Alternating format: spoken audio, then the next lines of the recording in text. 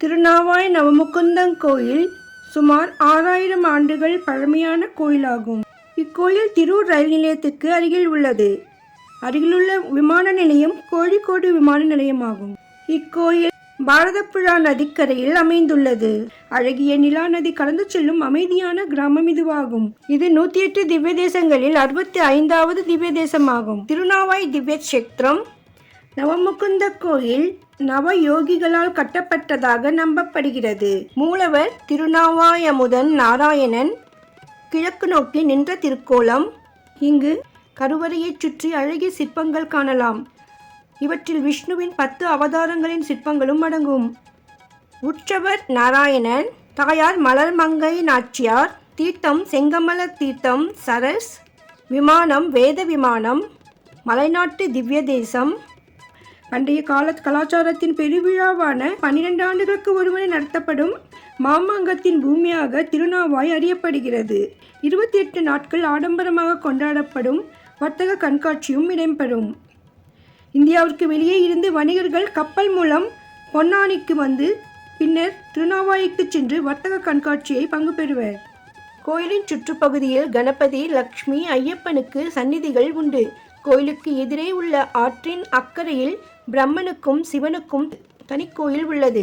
எனவே இத்தலத்தை மும்மூர்த்தி என்று அழைக்கின்றார்கள். கிருஷ்ணய்யரின் கூற்றுப்படி கடைசி மாமாங்கம் கண்காட்சி கிபி 1755 நடைபெற்றது. மைசூரின் சுல்தான் ஹைதர் அலி 1766 கோழிக்கோட்டை கைப்பற்றியதன் மூலம் அதைத் தொடர்ந்து ஆங்கில கிழக்கிந்திய கம்பெனியின் ஒப்பந்தம் ஏற்பட்டதன் மூலம் மாமாங்கம் முடிவுக்கு வந்தது. சண்டையின் போது இறந்த வீரர்களின் உடல்கள் அருகிலுள்ள கிணற்றில் வீசப்பட்டன. அது இப்போது மணிகிணர் என்று அழைக்கப்படுகிறது. மாமாங்கம் திருவிழா திருநாவாயில் உள்ள சங்கம்பள்ளி களரி திருவிழாவிற்கு தொடர்புடையது. துணை தெய்வங்களாக ஆதிகணேசர் மற்றும் மகாலட்சுமி. கிழக்கு நோக்கிய கோயில் அற்புதமான வேலைப்பாடுகளுடன் ஒரு அற்புதமான காட்சியை வழங்குகிறது. இந்த கோயில் இறந்த ஆன்மாக்களுக்கான சடங்குகளை செய்வதற்கு பிரபலமானது. கோயிலின் முக்கியமான சேவைகள் நெய்விளக்கு, தாமர மாலை, பால் பாயாசம், மலர்பரா, தாலி சாத்தல் போன்றவை. கேரளாவில் இத்தலத்தில் மட்டும்தான் லக்ஷ்மிக்கு தனி சந்நிதி உண்டு. இது பாரதப்புழாவின் வடக்கு கரையில் நவமுகுந்தனுக்கு அர்ப்பணிக்கப்பட்ட கோயிலாகும்.